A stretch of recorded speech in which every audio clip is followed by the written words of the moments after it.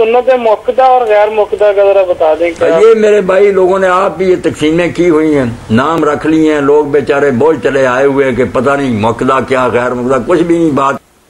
ये मौलवी साक साहब मरहूम है जो सुलह कुल्ली के हवाले से काफ़ी शोहरत रखते हैं और दुनिया में चंद एक इनके मानने वाले भी मौजूद हैं। और क्या कह रहे हैं, सुन्नत मुअक्कदा और गैर मुअक्कदा ये जो तकसीम है ये लोगों की हुई है, हालांकि इनको हक बात बयान करनी चाहिए थी। ये लोगों की बयान करदा तकसीम है या फुक़हा मुज्तहिदीन की बयान करदा तकसीम है? वो फुक़हा मुज्तहिदीन सूरह निसा 59 आयत को आप देखिए, या अय्युहल्लज़ीना आमनू अतिउल्लाह व अतिउर रसूल व उलिल अम्रि मिनकुम, या ईमान वालो अल्लाह रसूल की मानो और उलिल अम्रि मिनकुम फुक़हा की मानो। हजरत इब्न अब्बास रदी अल्लाह तआला अन्हुमा ने बाकायदा लिखा है उलिल अम्रि मिनकुम से मुराद फुक़हा है।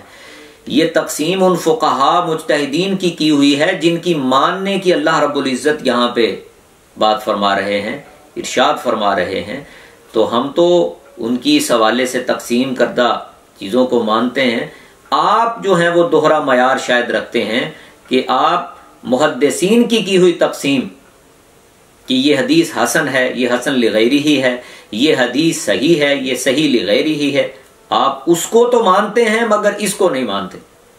हालांकि वो जो तकसीम है अहादीस की कि ये हसन है, ये हसन लिगैरी ही, तो ये भी अल्लाह रसूल ने तो नहीं की है, मुहद्दिसीन ने की है।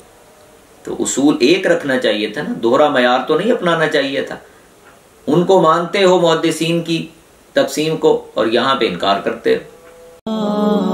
मुफ्ती साहब के चैनल को सब्सक्राइब करें।